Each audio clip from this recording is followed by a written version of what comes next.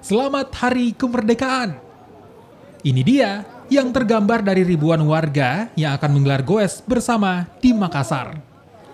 Kostum hingga sepeda, semuanya dibuat sedemikian rupa untuk menggambarkan perayaan hari jadi bangsa Indonesia. Mereka pun start di monumen bersejarah, Monumen Pembebasan Irian Barat.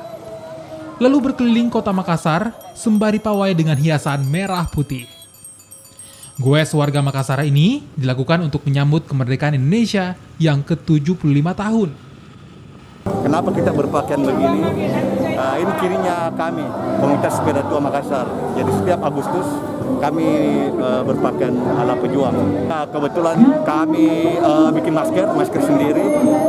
Dan seperti biasa kita pakai protokol yang umum, jaga jarak dan ya pakai masker. Perayaan kemerdekaan Indonesia tetap jadi agenda tahunan. Tetapi jangan lupa, mempertahankan semangat kemerdekaan juga tidak boleh ketinggalan. Nila Rustam, Kompas TV, Makassar, Sulawesi Selatan.